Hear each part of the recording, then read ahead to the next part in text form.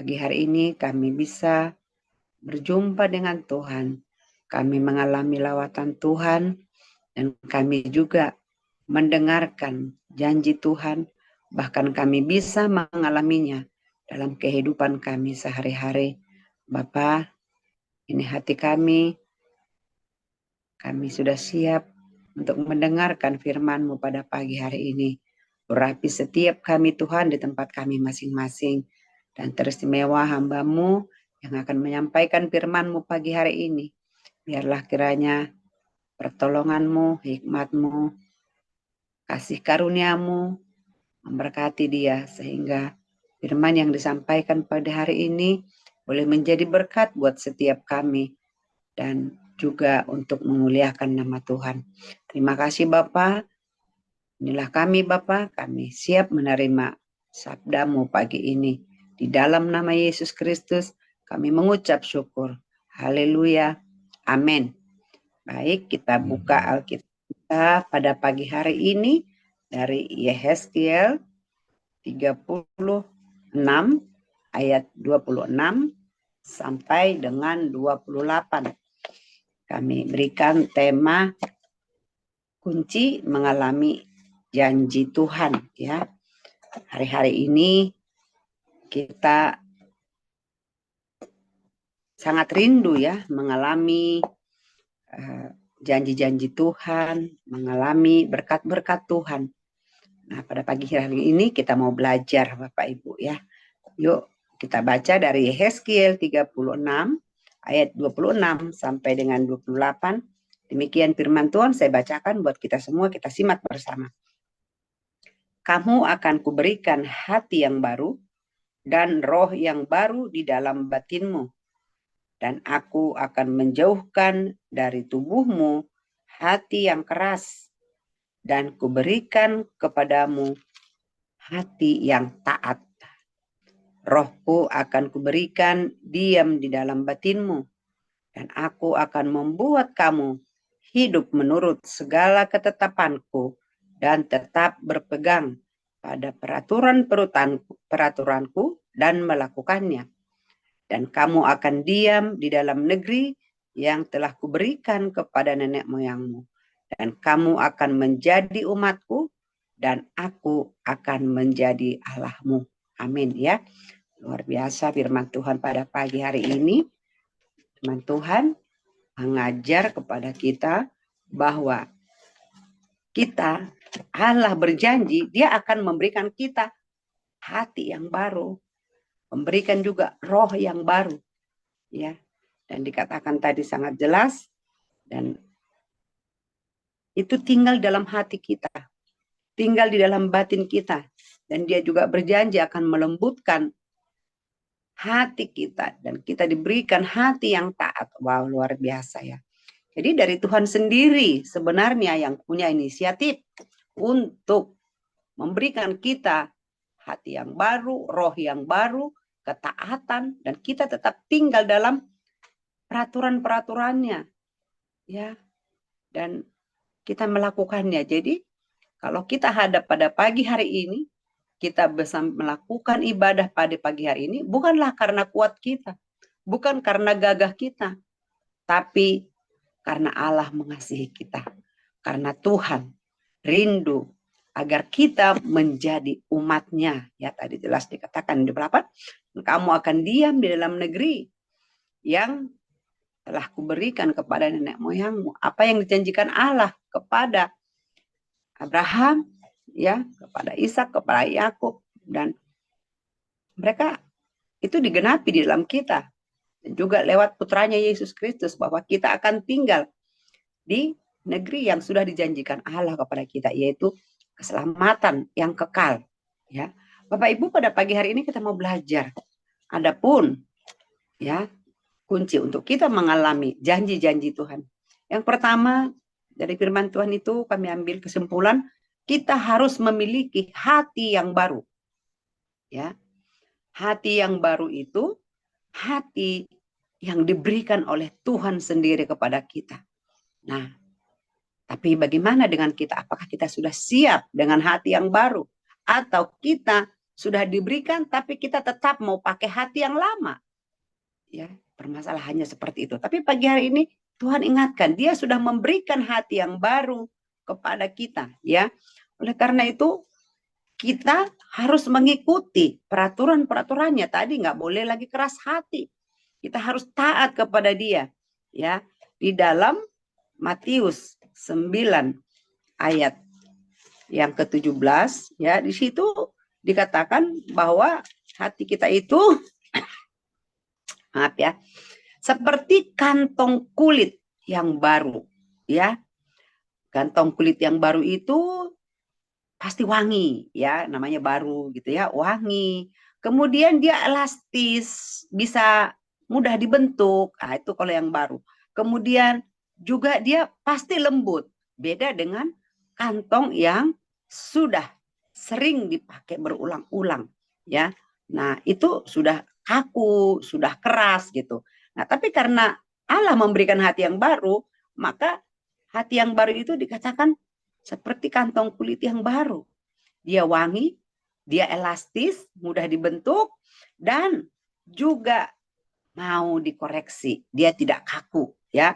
Dalam Mazmur 51, ya, itu tentang doa Daud, bagaimana Daud dikoreksi oleh sahabatnya, yaitu Nabi Nathan, ketika Daud melakukan kesalahan setelah dia menghampiri Batsheba. Ya, maka Daud menegur, ya.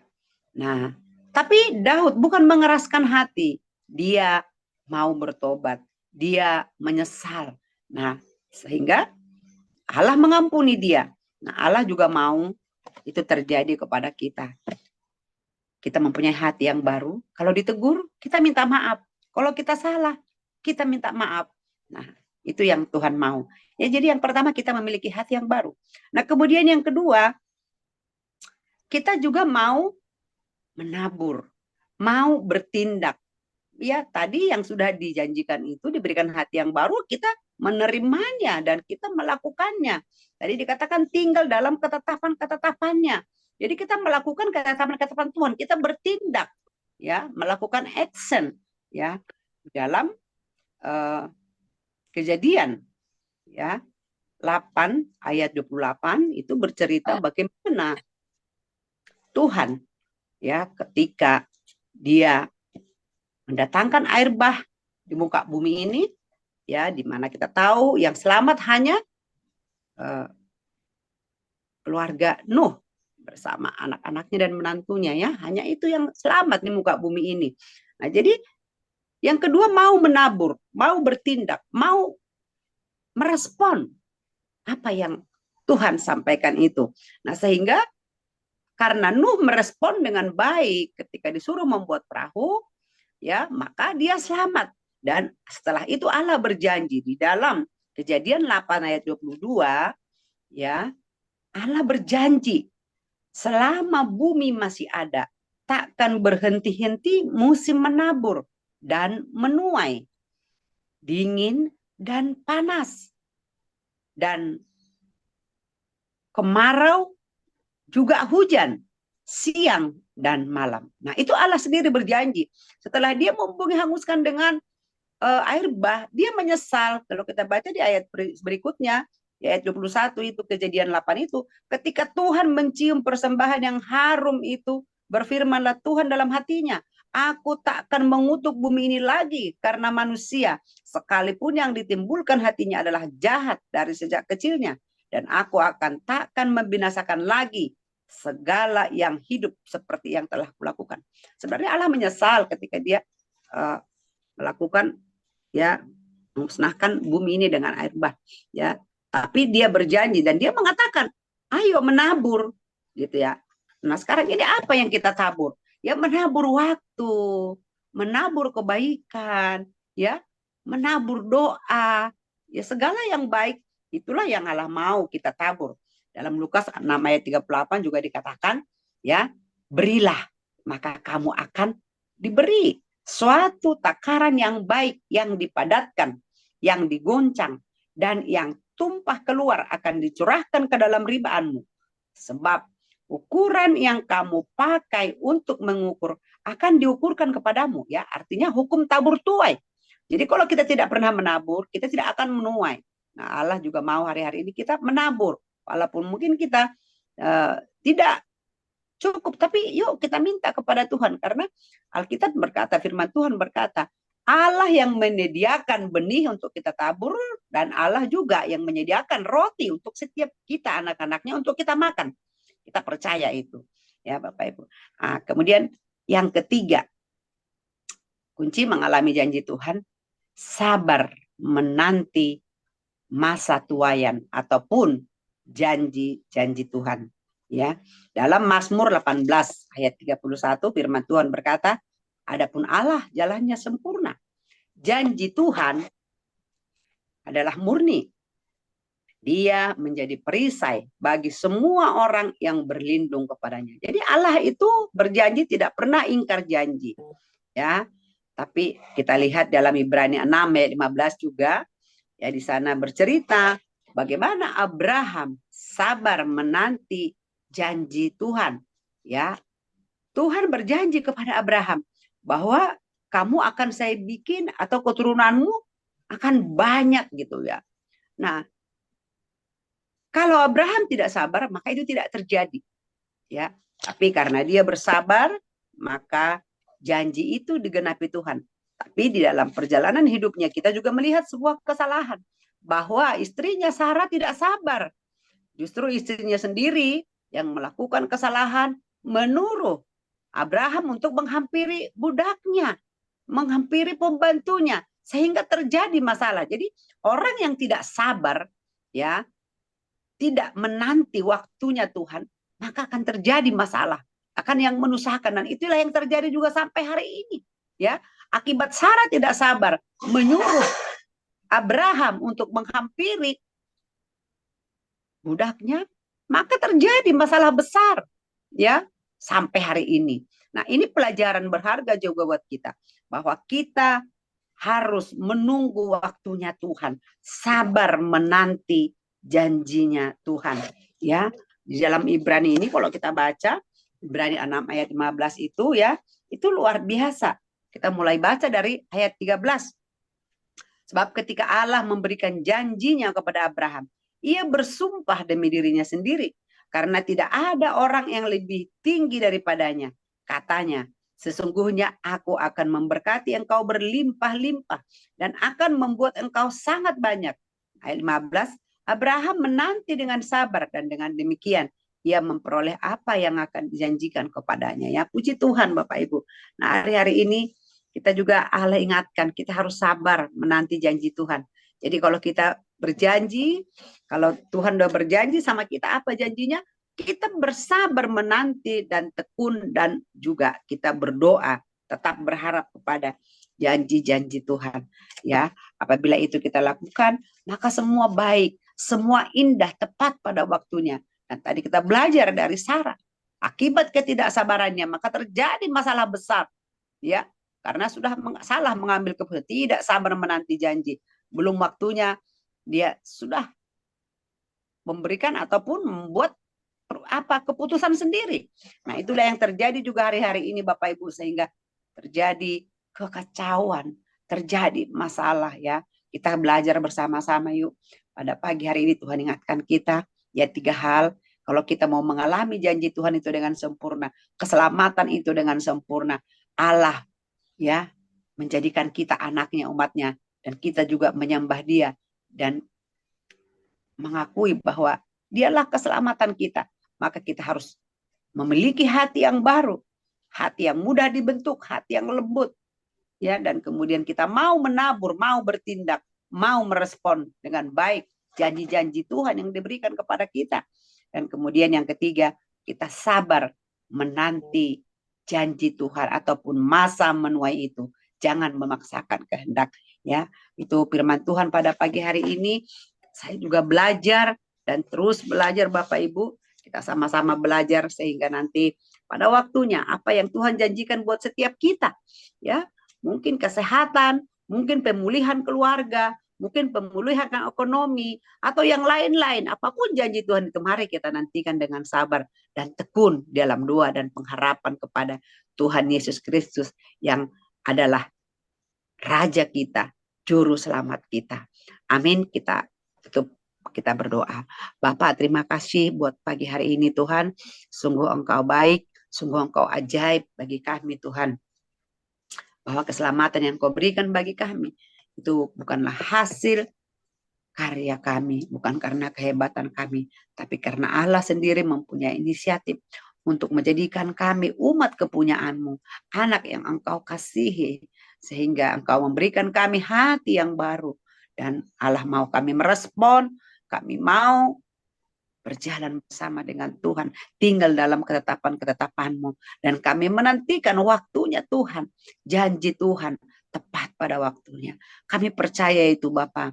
Biarlah firman-Mu pada pagi hari ini menjadi rema dalam hidup kami. Engkau tanamkan dalam loh hati kami yang paling dalam, sehingga kami Tuhan menjadi anak-anak kesayangan Tuhan, semakin hari semakin layak di hadapan-Mu. Terima kasih Bapak buat pagi ini. Kami sudah selesai berkata-kata, tapi kami tahu Roh Kudus tidak pernah berhenti untuk menolong kami, memberkati kami, menyertai kami. Terima kasih Bapak buat pagi ini. Di dalam nama Yesus kami sudah mengucap syukur. Kami berdoa. Haleluya. Amin. Saya serahkan kepada Bakti. Amin. Amin. Ya. Jadi terima kasih Bu Tiar yang sudah menyampaikan firman Tuhan pagi hari ini.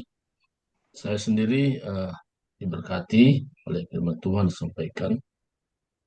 Jadi Tuhan memang berjanji, tapi tanggapan itu sangat penting. Ya. Jadi Tuhan punya kuasa tanpa batas, tapi yang membatasi manusia itu sendiri. Ketika manusia tidak menanggapi tentang firman itu, sekalipun Tuhan hebat dan berkuasa, tapi Tuhan tidak pernah melanggar kehendak bebas dalam hati manusia. Sebagai contoh ya, saya sendiri, kenapa saya berpuasa, kenapa saya berdoa, kenapa bangun tengah malam, tujuannya adalah supaya jangan ada hambatan-hambatan yang dalam diri saya. Firman Tuhan bekerja. Jadi hambatan itu cenderung kepada manusia sendiri. Dia tidak menanggapi, tidak membuka hati, tidak sungguh-sungguh, tidak konsisten. Jadi saya bersyukur ya, pagi ini firman Tuhan ini sangat tajam untuk merefreshing apa yang saya sudah alami. Saya dulu orangnya, saya katakan, sangat-sangat perhitungan. Kalau saya punya gula, punya kopi, punya teh, dan sebagainya, itu jarang saya bagi sama orang. Karena dalam pola pikir saya, untuk saya aja nggak cukup. Bagaimana untuk orang lain? Itu adalah ciri-ciri hati yang lama. Belum mau membagi. Tapi ketika saya berdoa dan Roh Kudus bekerja, Tuhan sendiri memberikan hati yang baru kepada saya. Roh yang baru dalam batin saya. Ketika memberi itu, saya ada tindakan. Saya tahu teman-teman saya dulu, itu satu asrama, ini ada teh, ini ada gula, ini ada kopi, silakan ambil saja kopi. Habis ya sudah. Ketika saya membuat tindakan seperti itu, teman-teman yang lain juga melakukan yang sama. Tadinya apa yang saya khawatirkan, saya nggak cukup, malah bisa berkelimpahan. Dan pedoman itu saya terapkan sampai hari ini. Nah, ketika kami makannya sama teman, saya langsung siapkan dompet saya. Nih, buat semua ya, semua itu. Nonton bagian berkati. Kok Bapak yang bayar? Ya nggak apa-apa. Saya mau diberkati. Saya bilang, saya mau diberkati. Jadi rupanya, kalau kita melakukan nilai Injil tadi, berilah, kamu akan diberi. Dan saya mengalami ya, selama saya di Batam, selama di Singapura, bahkan nanti tanggal 8, tanggal 10 Juni, saya akan berangkat. Dan semua sudah beres. Tiket PP sudah beres. Penginapan sudah beres. Dan lain-lainnya. Kenapa bisa terjadi? Karena saya memberikan hati saya diubah oleh Tuhan. Itu hati yang baru tadi. Hati yang baru, roh yang baru, dan Tuhan juga menjauhkan hati yang keras. Apa maksud hati keras di sini? Hati keras, hati yang tidak mau berubah. Tuhan menjauhkan, Tuhan mampu. Tapi kalau kita nggak mau, ya Tuhan nggak mau berubah. Jadi terima kasih, Mutiara, penyampaiannya hari ini. Ini merefreshing saya tentang firman Tuhan pagi ini. Tuhan memberkati. Kan ada yang lain, mungkin libur malam, cerita sekilas ya, buat Tuhan bekerja. Silakan. Shalom, saudara-saudara yang dikasihi oleh Tuhan Yesus Kristus. Terima kasih atas firman Tuhan yang begitu luar biasa ya. Tuhan itu memberikan selalu roh yang baru kepada kita, tergantung kitanya bagaimana gitu. Kalau saya ya,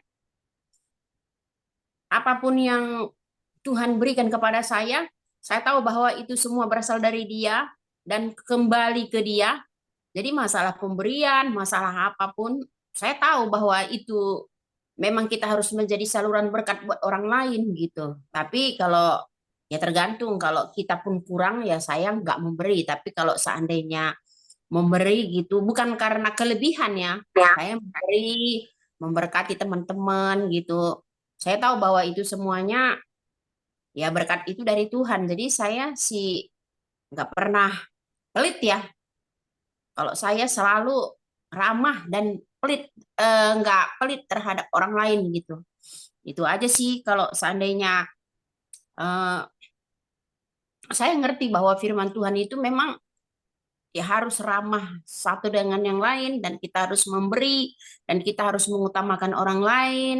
Kita harus bersyukur apapun yang terjadi dalam hidup kita gitu. Saya ngerti itu karena saya banyak mendengarkan firman Tuhan, saya banyak membaca. Jadi itu memang suatu apa ya gaya hidup orang Kristen gitu, memang diharuskan begitu. Jadi saya ya di dalam memberi entah di dalam apapun itu saya nggak pelit. Saya tahu bahwa ini semuanya karena ya pemberian Tuhan gitu. Kita hanya ya seperti yang saya bilang tadi, kita hanya menjadi saluran. Ya jika kalau Tuhan menutup ya apa apa yang kita harus lakukan gitu. Karena Tuhan itu percaya sama kita. Ya, karena dia menyelidiki hati, ya itu aja lah. Terima kasih. Dah.